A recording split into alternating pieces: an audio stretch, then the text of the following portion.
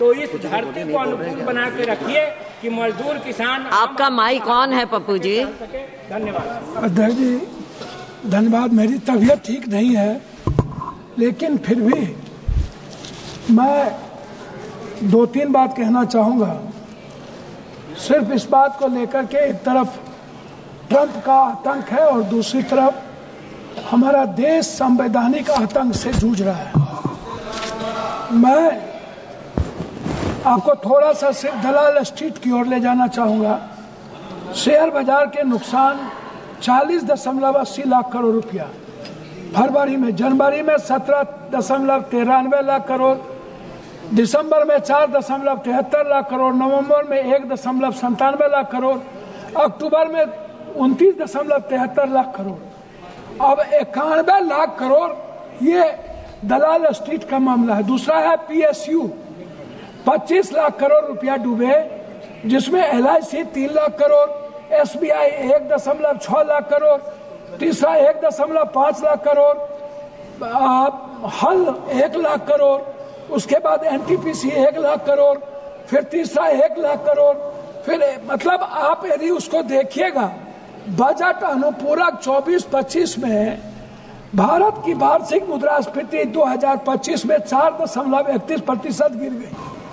और यदि हम वहां आते हैं, मुख्य रूप से खाद्य कीमतों की गिरावट 24 में 6.2% बनाम 8.4% के कारण, जो भारतीय उपभोक्ता मूल टोकरी का लगभग आधा हिस्सा बनाती है सब्जियां, या नरम मुद्रास्फीति 11.35% बनाम 26.56% के कारण ईंधन और प्रकाश के लिए अब स्फीति बनी रही -138% बनाम 1.39, और मुद्रा स्थिति स्थिर रही 2.76 बनाम 2.71। अब आप हमको एक बात बताइए, हमारे नेता कह रहे थे कि हमारे देश के प्रधानमंत्री यूक्रेन जाते हैं। मैडम, पूरा नॉर्थ ईस्ट की बात कह रहा हूं, मैं मणिपुर गया था। दुनिया में मैंने ऐसा कभी नहीं देखा कि 2 सालों से लगातार 2 समुदाय के बीच गोली चल रही है। गोली चल जरूर रही है, गोली चलाने वाले हमारे भारत के उस पार कोई माफिया है जो ड्रग्स का सप्लाई करता है, और वो ड्रग्स में जितने लोग इन्वॉल्व हैं उसमें मैडम, मैं नाम यदि गिनती करा दूं तो मणिपुर का झगड़ा पूरे के पूरे ड्रग्स को लेकर के है, और इसमें भारत से लेकर के कई सारे पदाधिकारी और कई सारे सामाजिक व्यवस्था के लोग इसमें इन्वॉल्व हैं। ये छोटी घटना नहीं है। पहली घटना यह है कि अपने ही सरकार को अपदस्थ करके, राष्ट्रपति शासन लागू करके, और वहां पुलिस फोर्सेस के द्वारा गोली चलवाना, अभी तक गोली चल रही है। और 10,000 लोगों के बीच जिस तरीके से महिलाओं को नंगा करके सामूहिक बलात्कार किया गया, और देश चुप रहा सिर्फ इसलिए कि वो हिंदी पट्टी में नहीं है, वो कोई साउथ में है, कोई नॉर्थ में है। हम इस कंट्री को नॉर्थ और साउथ में बांट रहे हैं मैडम। हम इस कंट्री को जाट, सिख, दलित, मराठा जाति में बांट रहे हैं मैडम। इस कंट्री को एक नहीं कर सकते। जो बजट का इसमें जो स्थिति है, मैं उसमें आपको पहले ही बता दिया। मैं दूसरी बात कहना चाहूंगा मैडम कि बजट कोई सिर्फ मणिपुर के राजनीतिक व्यवस्था, मैडम बोलने तो दिया जाए, मैं सिर्फ बिहार की ओर थोड़ा सा आपको ध्यान दिलाना चाहूंगा। मैं आता हूं इस बजट को बेरोजगारी भत्ता की तरफ। 30,000 लगभग मैडम, 30 करोड़ लगभग लोग, बच्चियां और बेटे बेरोजगार हैं, अशिक्षित हैं। उस बेरोजगारी भत्ता पर बजट के लिए इस हिंदुस्तान की सियासत का कोई भी एक भी बजट के लिए कोई प्रावधान नहीं है। दूसरी तरफ मैडम, फार्मर्स की बात आती है। मैडम, फार्मर कितना है? 1 बीघा से 5 बीघा वाले जमीन वाले मैडम मात्र 3.2% लोग 5 से 10 बीघा है, और 10.1% है 1 बीघा से 5 बीघा। उसके बाद टोटल बटेदार है, दहियारी मजदूर है, बधुआ मजदूर है। ये किनको दे रहे हैं बीमा फसल योजना? फार्मर को, आप बटेदार को क्यों नहीं लाते? आप क्यों नहीं लाते बंधुआ मजदूर को? आप क्यों नहीं लाते? मैडम, मैं बात कर रहा हूं, हम आना चाहते हैं रेहरी, मैं आना चाहता हूं जो रेहरी पट्टी पर बेचता है, उनके लिए इनके पास कोई योजना नहीं है। मैडम, दूसरा चीज मैं आना चाहूंगा, जो सबसे बड़ा बोझ इस हिंदुस्तान पर है वो हेल्थ को लेकर और एजुकेशन को लेकर है। मैडम, आयुष्मान 5 लाख दे दीजिए, आयुष्मान के लिए कितने लोग उसमें प्रावधान है वो देख लीजिए।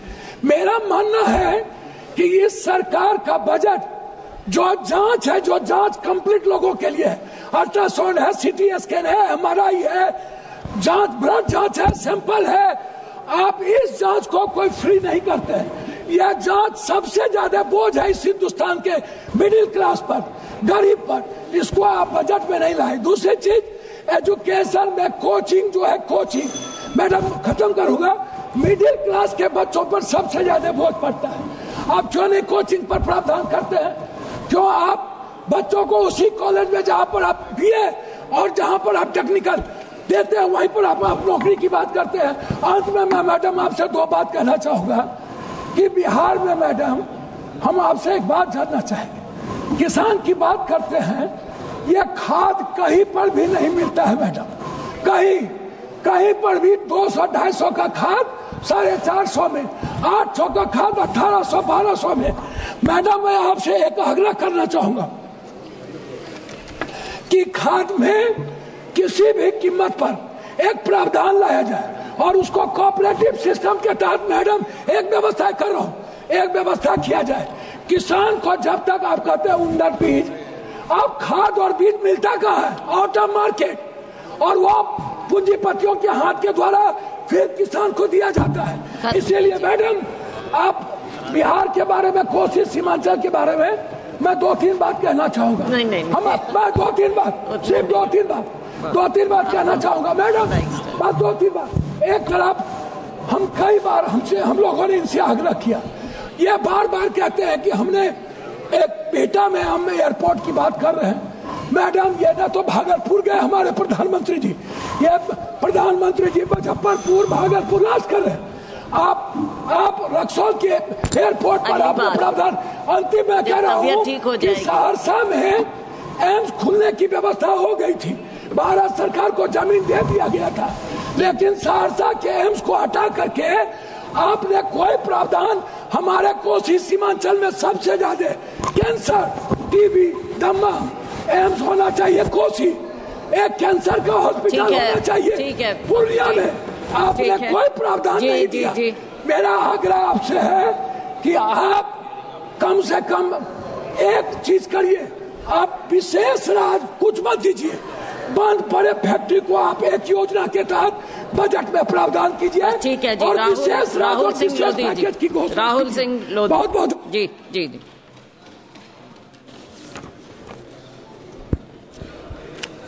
माननीय सभापति महोदय जी, मैं आपका आभार ज्ञापित करता हूं